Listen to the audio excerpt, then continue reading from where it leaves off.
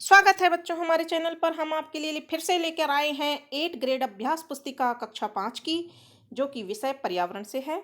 विषय पर्यावरण के दो पाठ यानी कि पहला पाठ और दूसरा पाठ हमने अपने चैनल पर पहले से ही डाल रखा है। यदि आपने नहीं देखे हैं तो इस अभ्यास पुस्तिका के दोनों चैप्टर को आप ध्यान से देखिए और समझिए और अपनी कार्य पुस्तिका में अभ्यास पुस्तिका में कार्य कीजिए। तो शुरू करते हैं। पहला प्रश्न, इस पाठ का नाम है, पाठ 5वां है।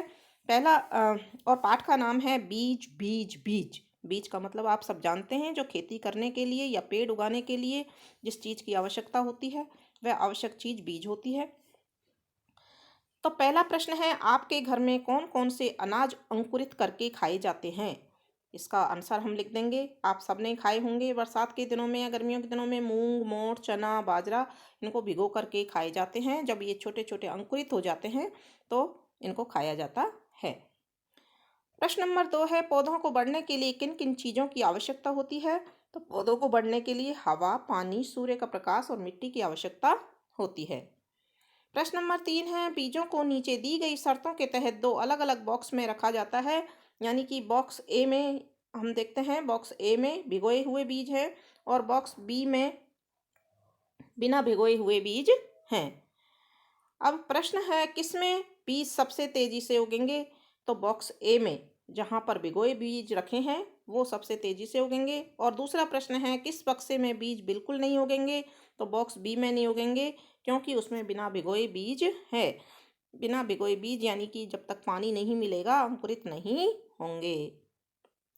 प्रश्न नंबर 4 है, क्या बीज घुमक्कड़ होते हैं? उनके एक स्थान से दूसरे स्थान तक जाने के माध्यमों को लिखिए। तो इसका उत्तर है हाँ, बीज घुमक्कड़ होते हैं।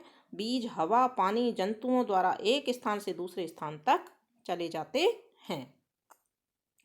प्रश्न नंबर 5 है, रीना अपनी मौसी के घर घूमने गई थी। उसकी मौसी ने रात भर से भिगोए चने खाने को दिए, जिसे रीना ने बड़े मजे से खाया। रीना के दिमाग में कुछ प्रश्न आ रहे थे, जिनके उत्तर आप दीजिए। तो पहला प्रश्न उसके दिमाग में जो आया वो यहाँ पर दे रखा है, क्या सभी अनाज को भिगोकर खाया जाता है? तो बच्चों इसका उत्तर है नहीं, सारे अनाज भिगोकर नहीं खाए जा सकते हैं। केवल चना, मूंग, मोठ, बाजरा, मक्का, गेहूं को इनको भिगोकर हम खा सकते हैं। प्रश्न नंबर 2 है, अनाज को हम भिगोकर ही क्यों खाते हैं? तो जो अनाज भिगोकर खाते हैं उनको किस लिए खाते हैं? अनाज को भिगोने से वे अंकुरित हो जाते हैं और अंकुरन होने से उनमें प्रोटीन की मात्रा बढ़ जाती है।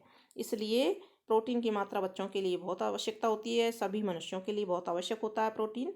इसलिए अनाज को भिगो करके ही खाते हैं। अगला प्रश्न नंबर 6 है, निम्नलिखित में से प्रत्येक श्रेणी के लिए एक उदाहरण दीजिए। एक एक देना है, हमने यहाँ कई सारे उदाहरण लिखे हैं, आप इनमें से एक एक लिख सकते हैं। मसाले के रूप में उपयोग किए जाने वाले बीज, धनिया, जीरा, मेथी, राई में से कोई सा भी एक आप लिख सकते हैं। अनाज के रूप में उपयोग किए जाने वाले बीज, गेहूं, बाजरा, मक्का, चावल, ये अनाज के रूप में उपयोग किए जाते हैं। दालों के रूप में प्रयुक्त बीज होते हैं मूंग, उड़द, मोठ, अरहर, चना और मसूर। बीज जो फली के फटने से बिखर जाते हैं, मूंग, अरंडी और सोयाबीन। और बीज तेल के रूप में उपयोग में किए जाते हैं, तिल, मूंगफली, सरसों, अरंडी और नारियल, ये तेल के लिए उपयोग में लिए जाते हैं। प्रश्न नंबर 7 है, कॉलम ए में 5 प्रकार के बीज दिए गए हैं, कॉलम बी में फैलाव विधियां दी गई हैं, कॉलम का मिलान करें। तो सही कॉलम को मिलाना है अपने को। बीज भारी होते हैं तो पशु फल खाते हैं और बीज फेंक देते हैं, जो भारी होते हैं उनको फेंक देते हैं।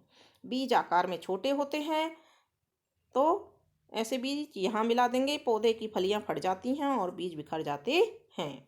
बीज लंबी यात्रा कर रहे होते हैं, कैसे? कुछ बीज पानी के द्वारा बह जाते हैं तो लंबी यात्रा पर चले जाते हैं।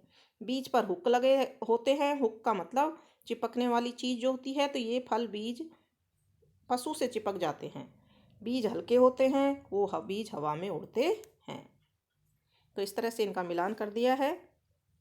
प्रश्न नंबर 8 है, दिए गए चित्र को ध्यान से देखकर पूछे गए प्रश्नों के उत्तर दीजिए। यह चित्र किसका है? तो ए का उत्तर हो जाएगा, यह कीटभक्षी कर्ण घटपर्णी पादप है। किसका चित्र है ये? घटपर्णी पादप का। तो लिख देंगे यह कीटभक्षी घटपर्णी पादप है। दूसरा प्रश्न है, यह अपना भोजन कैसे करता है? तो यह अपना भोजन घड़े जैसी आकृति में कीटों को फंसाकर भक्षण करता है। प्रश्न नंबर 9 है, बीज कई माध्यमों से, हवा से, पानी से, जानवरों से और फटने से फैलते हैं। दिए गए चित्रों के बॉक्स में लिखे बीज यदि पानी से जाते हैं तो W लिखें और यदि जानवरों के द्वारा जाते हैं तो A लिखें। हवा से जाते हैं तो R लिखें और फटने से जाते हैं तो E लिखें। यहाँ कुछ चित्र दिए हुए हैं, तो इसके बीज कैसे फैलते हैं दूसरे स्थान तक, तो ये हमको यहाँ पर लिखना है। तो देखते हैं यहाँ कौन कौन से हैं बीज। यहाँ मटर का दे रखा है और यहाँ पर ये बीज शायद चने का बीज है, चने का। यहाँ पपीते का है और यहाँ ये मटर है, यहाँ मटर होगी। तो इस तरह से ये बीज हैं। तो ये किस किस विधि से एक स्थान से दूसरे स्थान तक जा सकते हैं? तो ये कि जानवरों के द्वारा जाते हैं। ज़्यादातर बीज जो चने हैं जानवरों के द्वारा जाते हैं, तो क्या लिखना है हमको? ए लिखना है। तो ए यहाँ लिख देंगे, ए यहाँ लिख देंगे। और पपीते के जो बीज होते हैं वो हल्के भी होते हैं, तो वायु के द्वारा भी जा सकते हैं, तो यहाँ पर हम आर भी लिख सकते हैं। और मटर के बीज ये भी जानवरों के द्वारा जाते हैं, तो यहाँ भी ए लिख देंगे। फिर है प्रश्न नंबर 10, तालिका पूरी करो। बीजों के नाम दिए हुए हैं, बीजों का रंग लिखना है अपने को।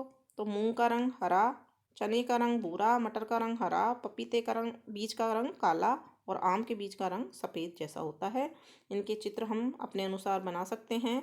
ये आम की गुठली का है, ये पपीते के बीज का है, ये मटर का है, ये चने का है और ये मूंग का है। ये कैसे होते हैं बाहर से देखने पर? ऊपरी सतह इनकी कठोर कठोर कठोर, और पपीते के बीज जो होते हैं वो थोड़े मुलायम होते हैं, और आम की जो गुठली होती है वो भी कठोर होती है। तो इस तरह से ये हमारा जो बीज का चैप्टर नंबर 5 है ये कंप्लीट होता है। आगे के चैप्टर देखने के लिए बच्चों जुड़े रहिए हमारे चैनल से, और इसी तरह के चैप्टर जो प्रश्न वाइज आपको सही और सटीक उत्तर आपको आगे मिलते रहेंगे। इसलिए चैनल को सब्सक्राइब कीजिए, वीडियो को लाइक कीजिए और दोस्तों के साथ शेयर कीजिए। धन्यवाद।